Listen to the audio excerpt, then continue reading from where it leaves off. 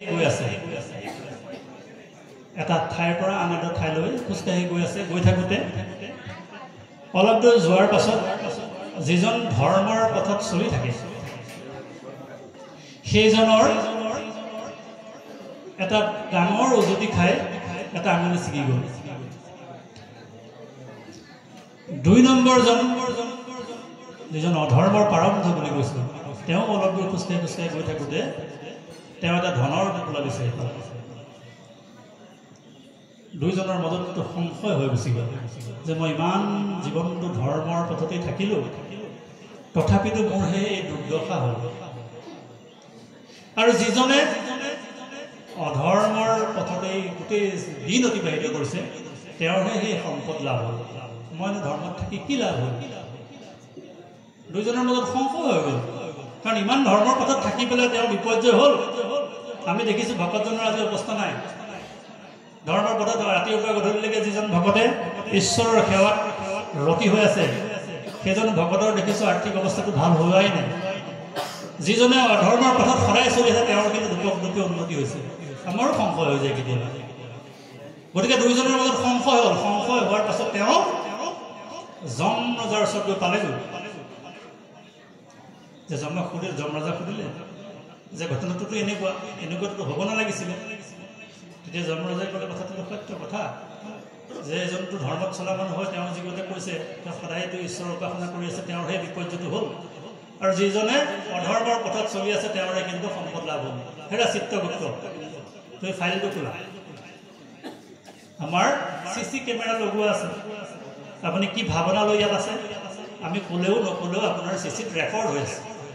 আজিকালি ঘৰবিলাকত চবেই CC লগাই দিছে চোৰ ডকাইতৰ হাত কৰিবৰ কাৰণে।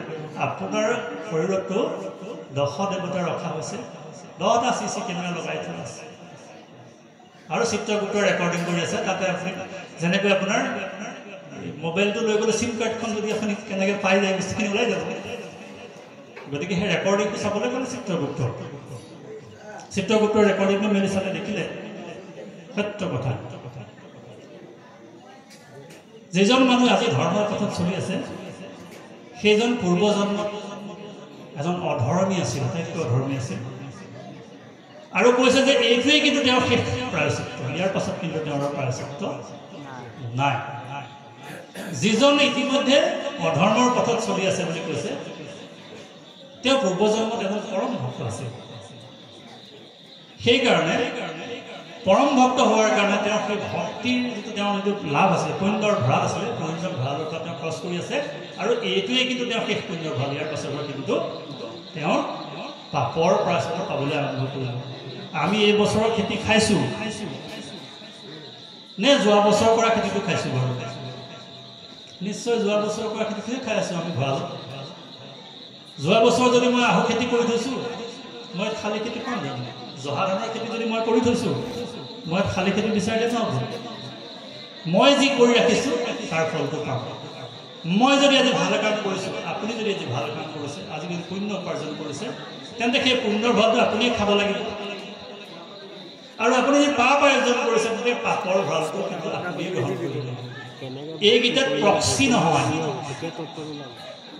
প্ৰক্সি মানে আমি আগতে কলেজত যেতিয়া পঢ়িছিলোঁ কিছুমান ল'ৰা ছোৱালী আছে কলেজলৈ নাযায়, লগৰটোক কয় তই মোৰ ৰোল নম্বৰটো আহিলে য়েছ ছাৰ বুলি কৈ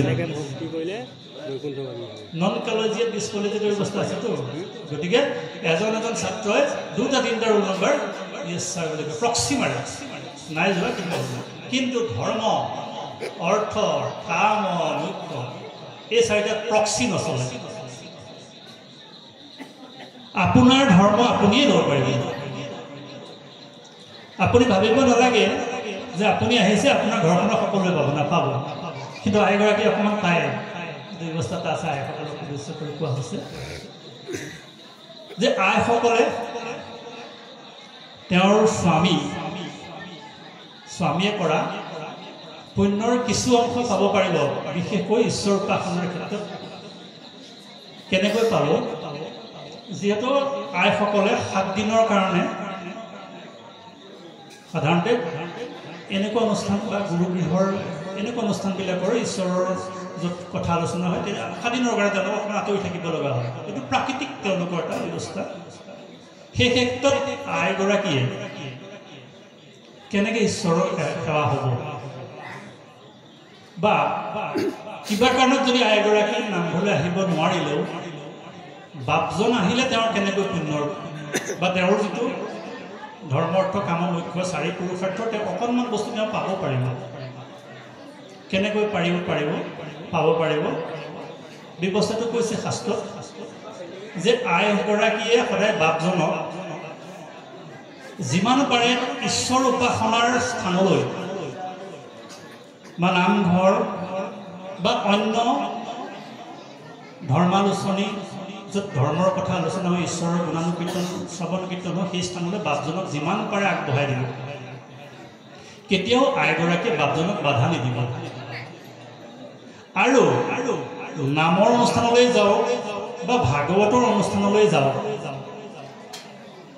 বাপজন ঘূৰি যোৱাৰ পাছত আইগৰাকীয়ে সিদ্ধ দিয়াৰ পাছত বাপজনক দুটা প্ৰশ্ন সুধিব এটা সুধিলে হ'ল যে আজি যদি নামৰ অনুষ্ঠানে সুধিব কোন ভাগ কীৰ্তন আজি প্ৰসংগ হৈছিলে এষাৰ কথা বাপজনক সুধিব যদি আপুনি ভাগৱতৰ অনুষ্ঠানলৈ গৈছে আপুনি সুধিব যে কোনটো অধ্যায়নো আজি ওলাইছে তেতিয়া আপুনি লাভ পাব